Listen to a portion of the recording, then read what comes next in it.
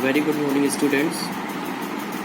Let's start with the study of lesson 3.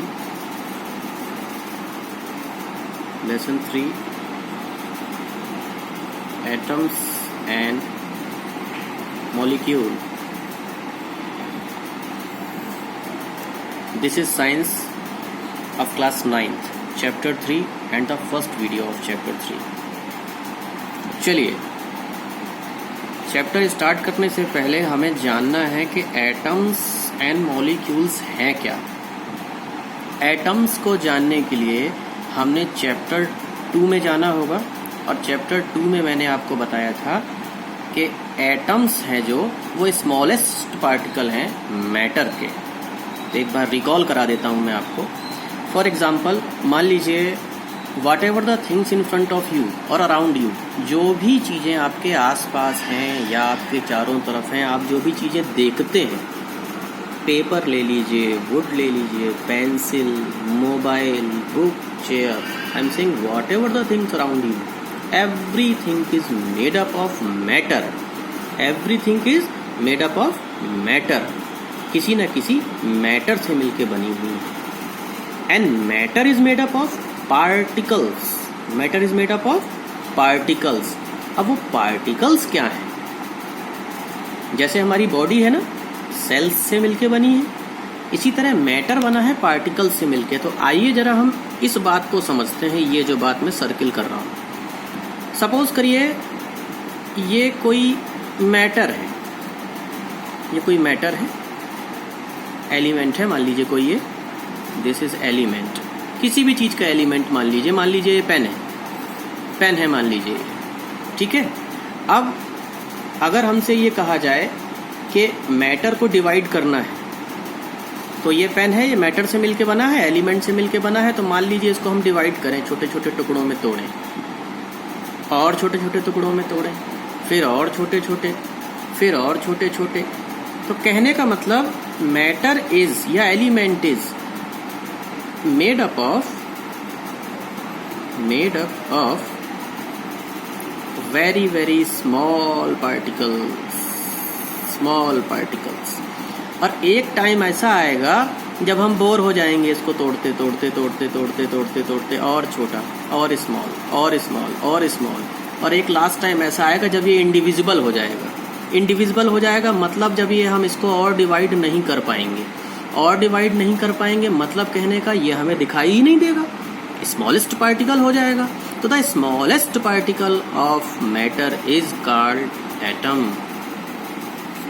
याद रखिएगा, किसी भी मैटर का, किसी भी एलिमेंट का जो स्मॉलेस्ट पार्टिकल होगा उसको बोलोगे आप एटम। क्या बोलोगे आप? एटम। यानी कि very small particle of matter, इसको बोलते हैं आप एटम। एटम समझ गए? प्रॉपर्टीज क्या है इसकी केमिस्ट्री में? तो प्रॉपर्टीज हैं smallest particle of the element that can not be divisible. लिख लीजिए, कैन नॉट बी डिविजिबल, मतलब और नहीं तोड़ा जा सकता है इसको। मतलब कहने का स्मॉलेस्ट पार्टिकल जो है मैटर का, उसको बोलते हैं, या एलिमेंट का हम बोलते हैं एटम्स। ठीक है, क्या बोलते हैं उसको हम? एटम्स। ठीक, ये मान लीजिए आपका मैटर है। अब मैटर के 3 फॉर्म्स होते हैं। फिर चैप्टर 2 में चलिए जरा, 3 फॉर्म्स कौन कौन से होते हैं। एक तो होता है आपका एलिमेंट, एलिमेंट के बारे में मैंने आपको ये बता दिया।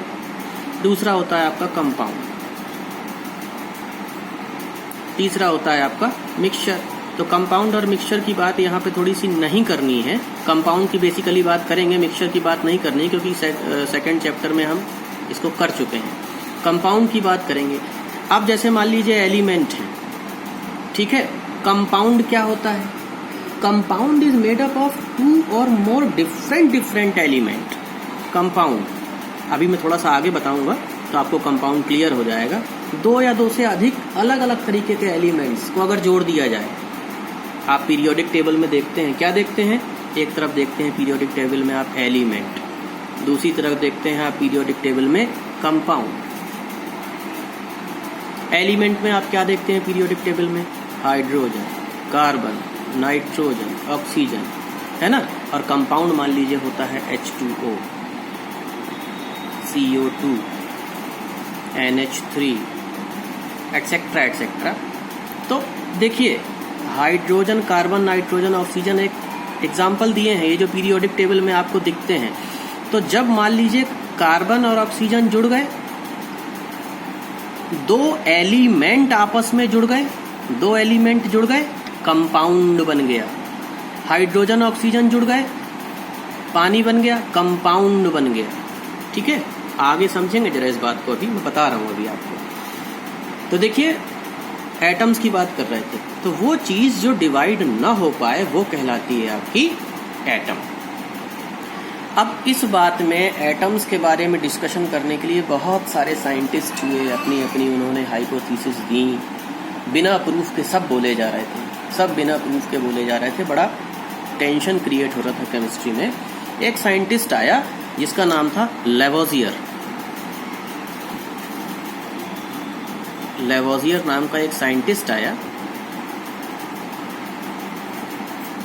इसने एलिमेंट, कंपाउंड और एटम्स, मॉलिक्यूल, इन सब तीनों चारों के बारे में जानने के बाद एक हाइपोथेसिस दी, और इस हाइपोथेसिस के आधार पे इसने जो पहली परिकल्पना दी, इसने दो लॉज दिए। He has given two laws. First was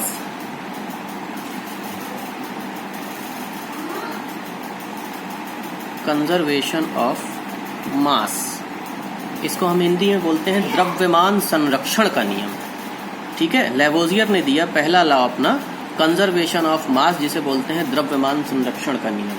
क्या था ये conservation of mass? Conservation of मास का मतलब था कि मास can neither be created nor destroyed.